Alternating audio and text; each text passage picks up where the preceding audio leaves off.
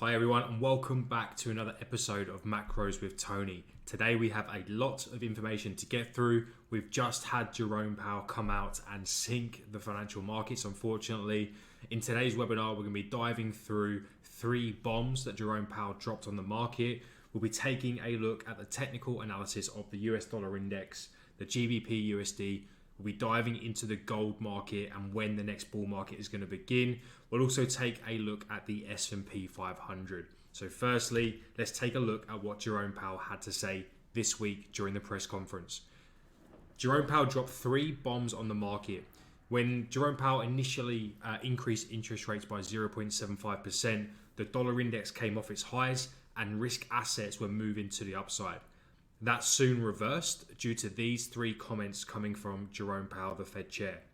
Number 1, the incoming data since our last meeting suggests the terminal rate of the Fed's funds will be higher than previously expected, 4.63%, and we will stay the course until the job is done. Essentially, he's expecting interest rates to remain higher in the longer term and to move higher than previously expected. Number 2, what's far more important now is for how long rates will remain high and we will stay the course until the job is done.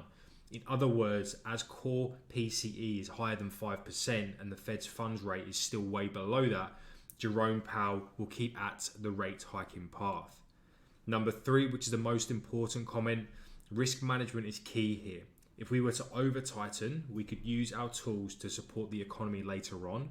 But if we fail to tighten enough, inflation would become entrenched and that would be a much bigger problem.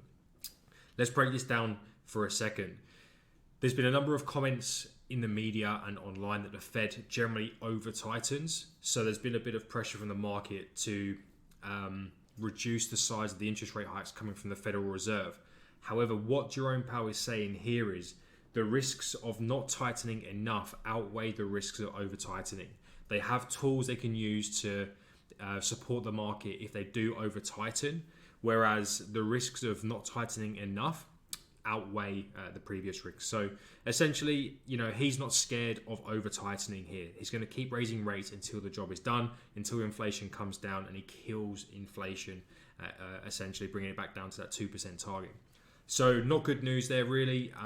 The market didn't react positively at all. The dollar index rallied from these comments and risk assets like cryptocurrencies did come off their highs ever so slightly, but tech stocks got absolutely slammed this week. So let's take a look at some of the technical analysis. We will start on the US dollar index. So, history would tell us we're coming into, a period, November, December, where generally the US dollar has a negative month. So that should be positive for risk assets. So let's put aside what Jerome Powell has just come out and said, and let's look at the technicals. Generally from November to December, the dollar index has had a bearish period. 10 of the last 13 periods has resulted in a bearish move on the US dollar index. Why would this happen? Generally, moving into the Christmas period, market sentiment begins to turn positive. People are investing into risk assets like equities, cryptocurrencies, and they'll be rotating out of the US dollar as the global safe haven. So fundamentally speaking, we're coming into a period where generally investor sentiment is positive. What we can also see is the US dollar index on the monthly time frame is trading at a major trendline resistance. Okay, so I wouldn't bank on this being a rejection just yet. We can see a major double top zone at that 120 level. So that would be the real kind of resistance level. However, we can see the stochastics RSI has been elevated above 80 for some time, and it's beginning to show signs that it may start to turn south, which is positive for risk assets. So we have Jerome Powell coming out and saying one thing, that interest rates are going to be higher for longer. They're still going to be aggressive on the interest rate hike path. However, we have some technical indicators and history would tell us that November, December may actually be a bearish month for the US dollar index. So, there is a possibility here of a corrective decline on the US dollar index. Now, if we take a look at the shorter term time frame here, we do have a possible Elliott wave count. So I just want to go back a screen. We are looking at the very top end of the trend line resistance now. So this is the weekly charts, the monthly charts. if we go down to the hourly charts, what we can see here is possibly a corrective decline.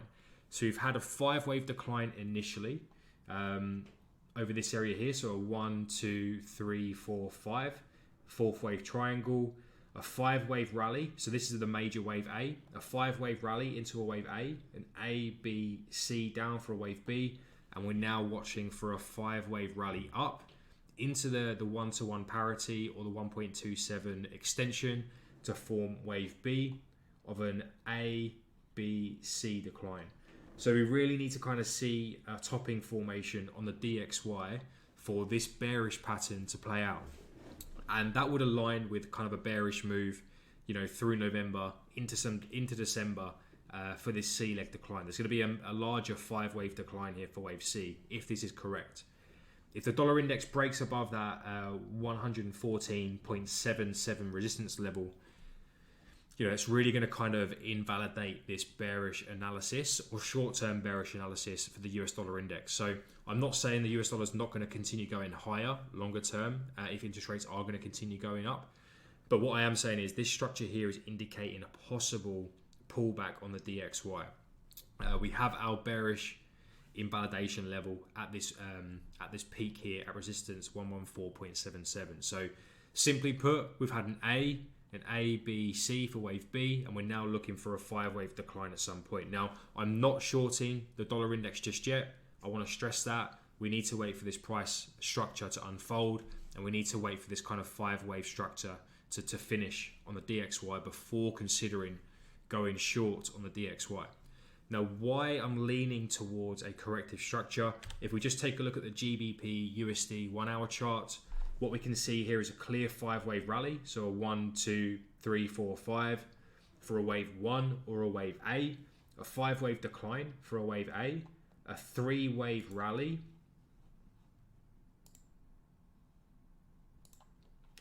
a 3-wave rally for a wave B, and we're possibly coming down in 5 waves for a wave 2 or a wave B into this level down here. So we'll be looking for, a base formation coming in around 1.11, possibly 1.1 around that area, and then we'll be looking for a continuation higher for a wave 3 or a wave C to complete this DXY bearish move down here. Okay, so the GBPUSD is looking like the opposite of the DXY. So early days, and again, this could be incorrect, but the reason why I kind of like this 1 or A, B, C down for a 2 or a B is because of this 3-wave move in here. We can see a 5-wave decline for an A wave, an A, B, C for a wave B. So we're now waiting for this to kind of bottom out before considering going long on the GBPUSD. All right. Cool. So we've done our kind of DXY analysis. Again, it's kind of a bit controversial because we have Jerome Powell saying one thing and the DXY saying another thing there. All right. Now let's take a look at gold. So we have posted a number of different webinars on the gold market and the silver market about what's happening at the COMEX level, the runs on the banks on the vaults in the UK at the moment. So the vaults are being drained. We have managed money leveraged on the long side, setting up a shorting opportunity, but gold is still trading lower, unfortunately. So there's been no significant breakout of any technical patterns to suggest a change in trend just yet. We've picked up a couple of nice wins on gold and silver, just trading through the short-term hourly charts with the team. That's been going okay, but really we want to kind of break out above this kind of negative channel formation before considering, a major change in trend. We can see, a bullish divergence on the stochastics RSI, which is a good sign. One of the reasons why I'm also fairly confident that we're going to see a change in trend on gold soon is because of this overall structure here. So we think we've had a corrective decline into a wave A. So an A, B, C for a wave B, down in 5 waves for a wave C, a wave A up from the low after a double bottom, an A, B, C, D, E for a wave B triangle, and then a wave C rally for a double top. Okay, double tops are very rarely the end of a trend.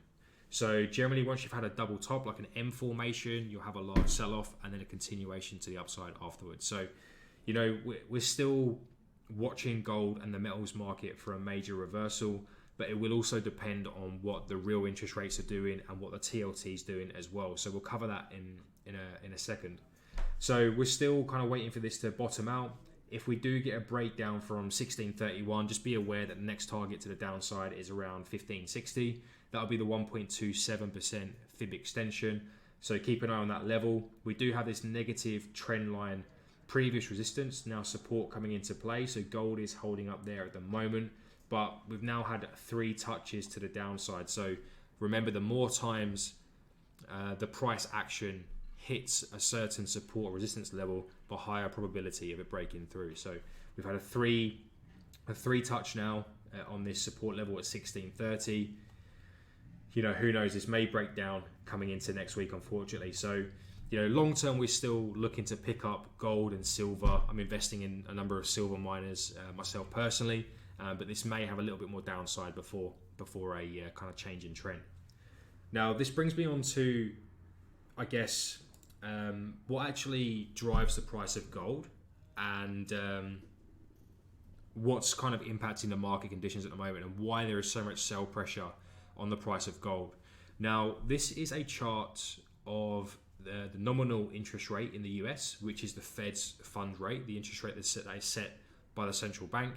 We have the real interest rate and inflation. So the real interest rate is the nominal rate minus inflation. Okay. Now the blue line is the real interest rate, and gold has a very strong inverse correlation to the real interest rate. So essentially, when inflation is high and the interest rate is low, you'll find the real interest rate starts to move down, and that's when gold performs really well. So gold tends to perform well when the real interest rate is moving negative and inflation is moving higher. And unfortunately, the opposite is also true. So a gold bear market will occur when the real interest rate is moving aggressively higher and the nominal rate is moving down. So inflation kind of plateaus and the real rate moves higher, which means the nominal rate will move out of the negative territory. So what we're kind of seeing, if we take a look at this between 1980 and 1982, that was when the real interest rate started to move aggressively to the upside, and that was also when gold entered a bear market. Now we're kind of at a very similar scenario now. So we have inflation is possibly peaking or plateauing around that kind of level. It's not moving as aggressively to the upside, but the Fed are still hiking, and based on their comments suggesting that they're going to continue hiking until the job is done, there is a possibility of the real interest rate continuing to move a bit further to the upside, which unfortunately is going to put downside pressure on gold. However, what I will kind of indicate is the Fed will need to kind of pivot or soft pivot at some stage in the future, and when that does occur, that should be very beneficial for the gold market. Now, I also want to touch on the TLT, which is the 20-year Treasury Bond ETF. This has been absolutely hammered since June 2020. It's down roughly 45%. So as interest rates move higher, the value of a bond will decrease. So you can see the TLT performed extremely well going into COVID when they were slashing interest rates, and then obviously it plateaued, and there's been fears of rising interest rates, upside pressure on interest rates across the world due to surging inflation. Central banks are obviously increasing interest rates in one of the most aggressive monetary tightening cycles in history. So the value of the bond market has decreased dramatically. Now, a number of high-ranking US government officials, or the Treasury Secretary Janet Yellen, has come out suggesting that they may undertake bond buybacks, which should support the bond market and kind of put a bit of selling pressure on interest rates. So this may have a bit more room to move to the downside. I think I can kind of there's a major base level or support level around 90 and then around 80. So once the TLT index really kind of bottoms out and finds a bit of support, then we may see the gold market start to recover as well. There is a very strong correlation between the gold market and the TLT, but the TLT has seen a lot more downside pressure than the gold market. So the gold market has held up relatively well. I believe it's only down around 25% from the highs when Russia invaded Ukraine, whereas the TLT is down around 45% from its all-time high. So the TLT has taken out the 2019 low. It looks like it's going to move back towards the 2011 low, around that kind of 80 to 90 support zone. So once the TLT does find a bit of support and some upside pressure, when interest rates start to soften, if we do have a recession and the Fed has to pivot, you can guarantee the TLT will start to move higher as interest rates start to come down, which will be positive for the gold market. Okay, so just a couple of things to be aware of. We can play the technicals as much as we like, I guess, but we can still see gold trading in a negative trend until we see, I guess, some easing from central banks, until we see some stability in the TLT market, on the bond market. Then gold may remain under pressure in the short term. Now, let's take a look at the S&P 500. So, unfortunately, this count would suggest that there is still a long way to go to the downside, which is pretty disgusting, to be honest. So, we've had a ABC down for initial wave A, ABC up for wave B, 1, 2, all of this will be wave 3 down, 4 and a 5 for a major wave A. So an A, B, C down for a larger degree wave A, an A, B, C up. That's quite a nice connective wave. We can see that's in 3 waves. So an A, B, C down for a B, 1, 2, 3, 4, 5. So no issues with that being a wave B. I guess the real jury is out as to whether this is just an A, B, C, but this being a C leg would be a lot shorter than in time and in length compared to this overall wave A. So really it could just be a 1, 2, 3, 4, 5 down for a wave 1, A, B, C up for a wave 2, and now the market could be heading much lower in 5 waves. However, that wouldn't really align with our count on the dollar index. Okay, so if I just go back to the DXY chart, if the dollar index is going to soften from these highs, then that would suggest that risk assets like the S&P 500 will be moving higher. Okay, there's been a play, just an inverse correlation. If the dollar index is going up, risk assets are going down. Simply put. Okay, so if the count on the S&P 500 is correct and we're heading down in 5 waves, then this count here on the dollar index will be incorrect. Okay, so this could just be an A, B, C down. Just a simple 3-wave correction. It's not my favorite count or my primary scenario, but it's still a possibility. So if the S&P 500 count is correct and we're heading down in 5 waves, then we can expect the dollar index to break out to the upside here. So we'll know soon enough. There's no need to go crazy and start trading this just yet. On the other side of the coin with the S&P 500, we can kind of squeeze in a 5-wave rally to the upside, okay, for a wave 1 or a wave A. So until this low is taken out, we can still kind of monitor price action. So we can possibly have a wave 1, A, B, C down for a 2, a wave 1, 2, 3, 4, 5, A, B, C down for a 4, 1, 2, 3, 4, 5. You can get that to work, and it can work. Wave 4 doesn't overlap this wave 1 in here, so that ticks the box. Now we just need to see, A, B, C down for a wave 2 here. So as long as this wave 5 low isn't taken out, then we can still sit in the bullish scenario. We just need to wait for price action to unfold, and we just need to wait for the dollar index to really kind of show itself next week. So we should know more coming into next week. Once this topping formation has occurred, we're going to get a 5-wave rally in here. Whether or not this high gets taken out, that's really going to dictate the next move in the financial markets, okay? Now, when you're not 100% certain or 90% certain of the next direction, it's good to let price action unfold. So over the next day or two, today's Friday, and over Monday, we'll let the dollar index really kind of play out, and then we'll start to reposition in the market going into the weeks ahead. Now, hope you enjoyed that webinar, guys. If you've got any questions on the analysis, please reach out with the support inbox or in the live chat in the members area. Cheers for now, and we'll speak soon.